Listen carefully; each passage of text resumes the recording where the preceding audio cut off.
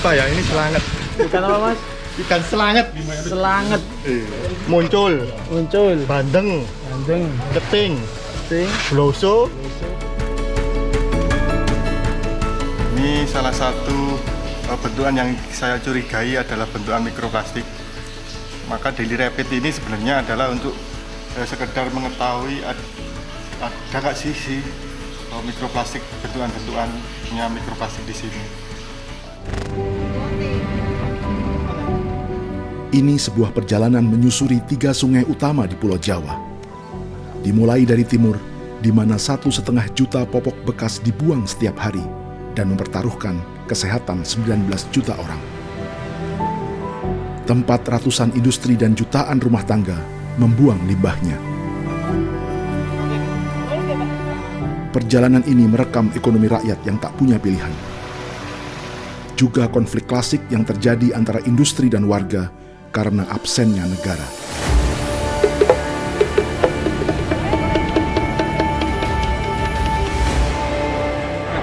Sebentar lagi nggak boleh. Loh kak, pemberitahuannya kata siapa? Dari Prancis ini. Maju.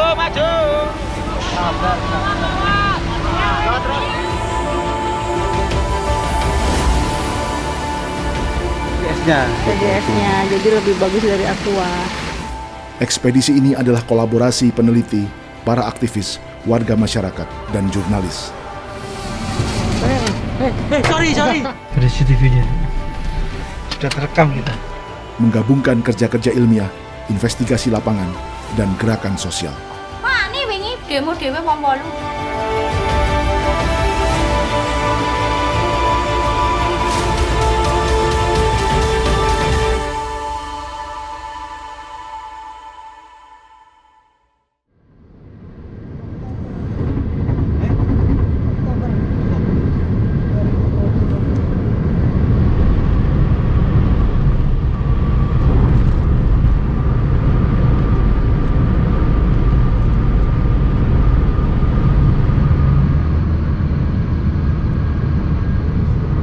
Semalam dari bioskop ke bioskop, kita sekarang di mana, Mas? Sekarang ini ada sekitaran Madiun Ngawi. Kita menuju ke segmen hulu Bengawan Solo di Jawa Tengah, di Sukoharjo, Jawa Tengah ya. Kita pagi hari ini ya? Ya, pagi ini kita akan langsung menuju ke segmen hulu Bengawan Solo di... Mau ngapain kita sana, Mas? Ya, kita akan melihat suasana di hulu yang ternyata memang sudah ada pabrik rum ya, Royal Utama gitu. Jadi perusahaan penghasil rayon yang memberikan kontribusi pencemaran di hulu Bengawan Solo di Sukoharjo. Ini untuk bahan tekstil ya, pabrik bahan tekstil Ya, pabrik ini kemudian terhubung dengan Sritek. Jadi dia membuat benang, kemudian dibawa ke Sritek untuk dijadikan tekstil gitu. Jadi kita melihat ada upaya-upaya masyarakat di sana yang kemudian berjuang agar air mereka, udara mereka terhindar dari pencemaran yang disebabkan oleh PT RUM. Pagi itu, kami bersama Daru Setiorini dan Fuli Safi. Sementara Andreas, Amiruddin, dan Aziz dalam rombongan yang lain.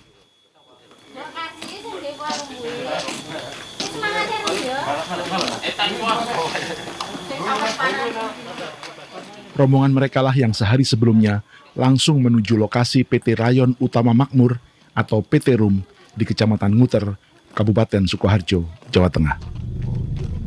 Sementara kami singgah di Desa Laban, Kecamatan Mojo Laban, juga di Kabupaten Sukoharjo. Maju titik mana? Cek ngaku benar.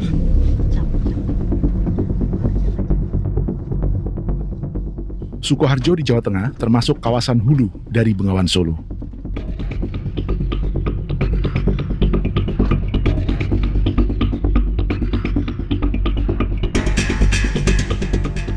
Setelah Kabupaten Wonogiri, Sukoharjo adalah kabupaten kedua yang dilalui sungai terpanjang di Pulau Jawa ini. Namun, justru di bagian hulu, bahkan sebelum melewati Surakarta atau Solo yang berpenduduk 1,5 juta jiwa, Bengawan Solo langsung menjadi tempat pembuangan limbah industri tekstil.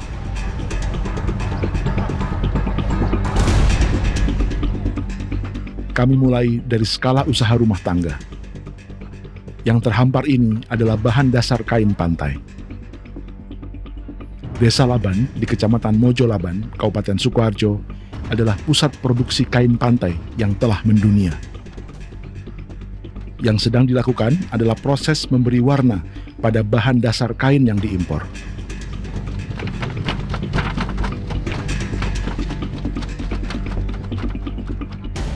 Setelah diberi aneka warna dan dijemur, kain pantai lalu dicuci.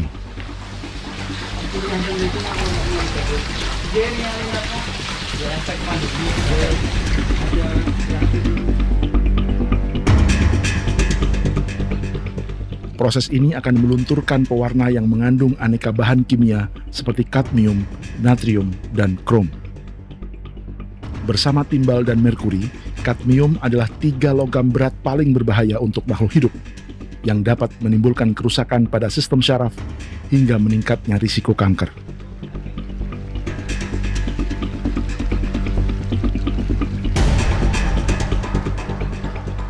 Air yang mengandung bahan-bahan pewarna tekstil ini lalu dibuang ke saluran air tanpa diolah. Saluran air limbah ini juga terbuka. Dan semua air limbah ini akan berakhir di Sungai Bengawan Solo.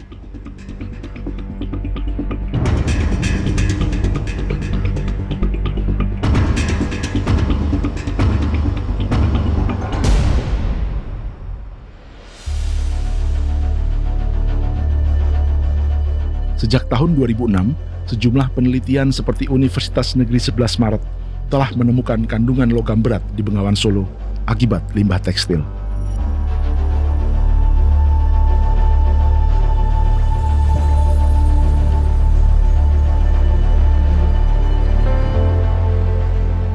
Tahap terakhir dari pembuatan kain pantai adalah menjemur dengan memanfaatkan tanggul di sepanjang aliran Bengawan Solo.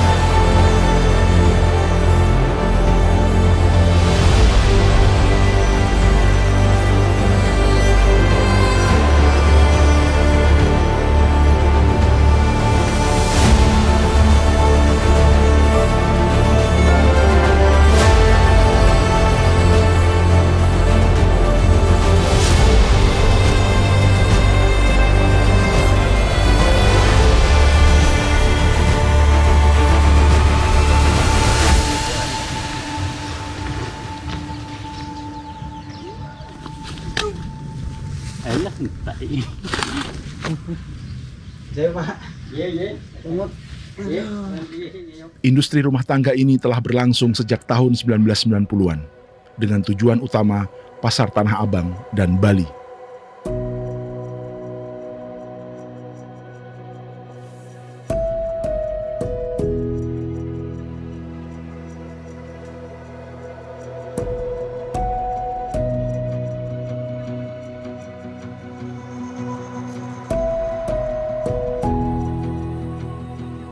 Jelas bahwa usaha ini telah menopang ekonomi dan menghidupi banyak rumah tangga.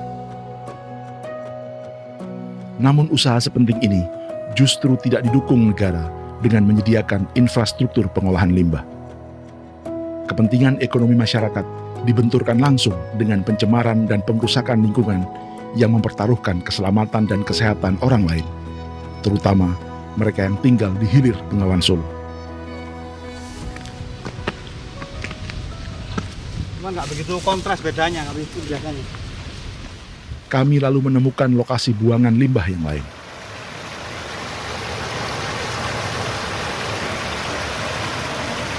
Jadi ini Mas Prigi ya contoh ketika saat Iya inilah ngocor ini ya.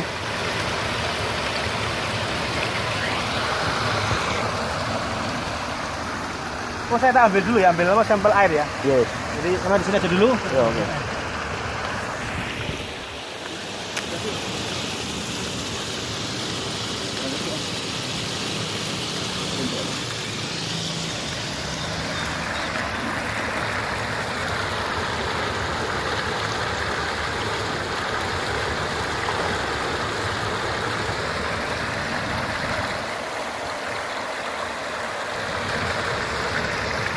Jadi nanti kita akan menguji pertama itu adalah TDS atau ion-ion trau dalam air. Kalau dia di atas 1000 atau bahkan 5000 itu indikasi dia akan mengandung banyak logam berat. Jadi kalau kita sudah mengetahui kalau Bengawan Solo ini tercemar kadmium, kuprum dan timbal, maka kita mencari sumbernya gitu. Tapi prediksi kami ya dari seperti ini, dari limbah industri tekstil ini. Tapi PDAM itu sanggup nggak sistemnya atau teknologinya menyaring ini atau memfilter ini menjadi layak konsumsi? Mereka kan sangat kesibukan, mereka akan sangat kerepotan dan mereka kesulitan ya. Jadi indikasinya pada musim kemarau mereka akan tutup, mereka tidak beroperasi karena tadi saking pekatnya air Bengawan Solo karena kontaminasi dari limbah-limbah industri tekstil dan industri ciu ya. Jadi tahun lalu itu beberapa kali PDAM di Surakarta itu berhenti karena memang tidak mampu mengolah air sungai Bengawan Solo menjadi air bahan baku air minum. Apa dampaknya Mas kalau semua ini ada dalam tubuh kita? Ya ini kadmium ya, ini logam berat ya, jelas akan mempengaruhi sistem saraf kita gitu. Jadi idiot, kemudian terutama untuk ibu-ibu yang sedang mengandung ya. Jadi ini sangat mengganggu sistem saraf kita sebagai manusia dan juga akan merusak organ-organ kita seperti ginjal kita, hati kita gitu loh. Jadi akan semakin tinggi biaya pemulihan kesehatan gitu loh. Dibandingkan kalau kita mulai sekarang harus mengendalikan pencemaran gitu loh.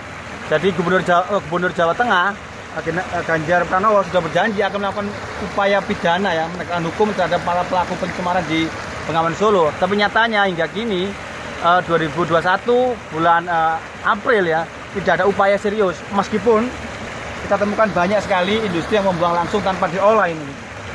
Walaupun ini sisi lain juga ada aspek dilematis karena ini menyangkut ekonomi rumah tangga banyak orang ya. Iya, meskipun itu kalau mereka tahu ya, kalau pemerintah tahu kemudian industri ini penting bagi penyokong ekonomi kita, maka kemudian harus ada upaya insentif pemberian bantuan kepada industri ini seperti membangun ipal komunal.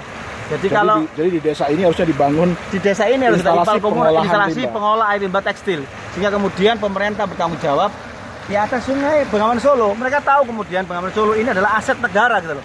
Ini aset Indonesia, ini kekayaan di Jawa yang kemudian dibiarkan, diabaikan. Ini berarti pemerintah sudah gagal mengelola sumber daya alam, mengelola sungai, dan mereka sudah mengabaikan keselamatan lingkungan dan keselamatan jiwa orang-orang sepanjang Bengawan Solo.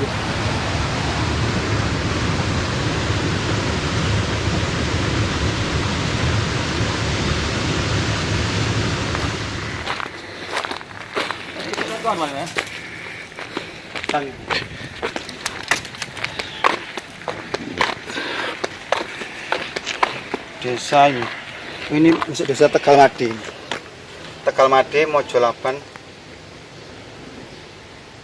Sukoharjo, Jawa Tengah ini. Iki mana sore awan sih, ya peteng ngono pekat kan.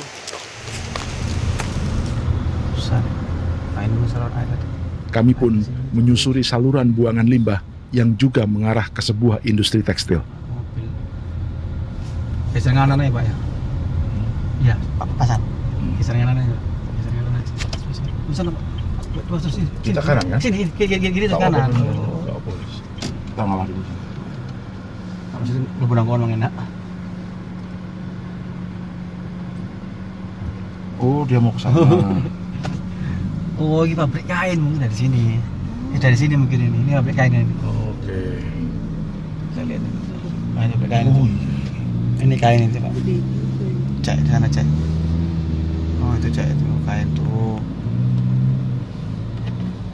Kain. Di bagian Sukoharjo yang lain, tim ekspedisi 3 Sungai bersama warga Desa Gupit, Kecamatan Nguter, juga mengumpulkan sampel atau contoh air limbah buangan industri tekstil dari PT RUM.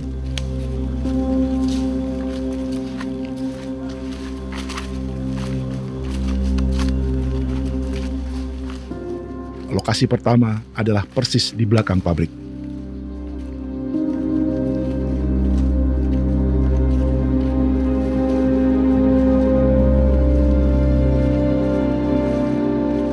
Sejak Oktober 2017, warga di sekitar pabrik serat rayon PT Rum terganggu oleh udara yang berbau tak sedap akibat limbah.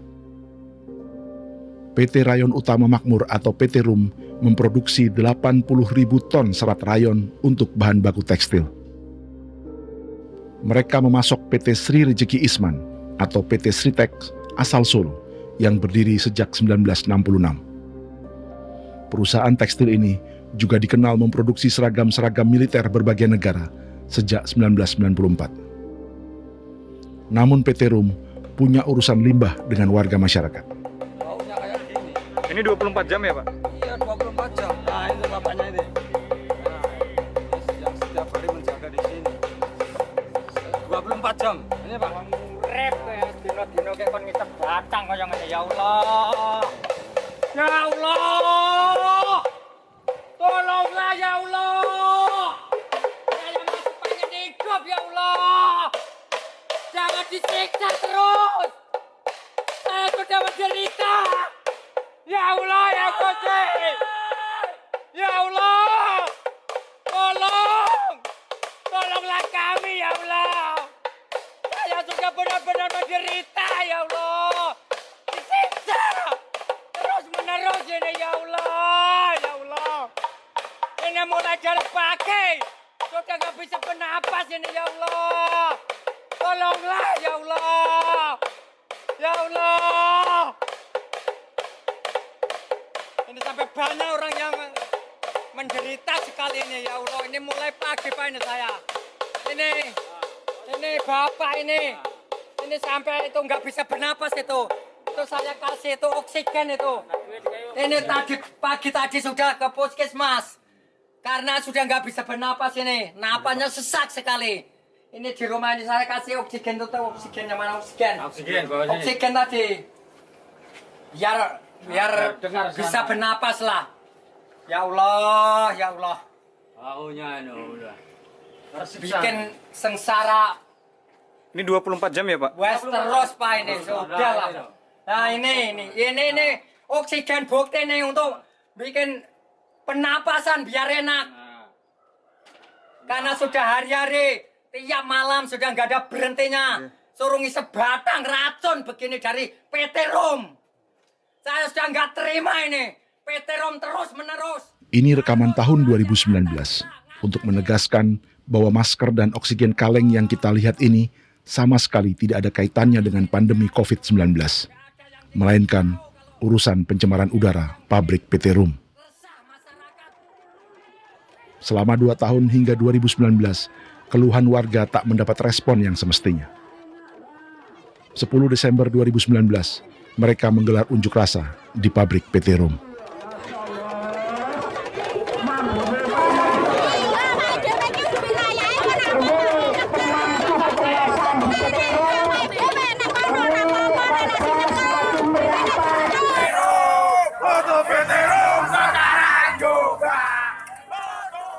Warga trauma terhadap penangkapan yang dilakukan saat demo berakhir ricuh setahun sebelumnya.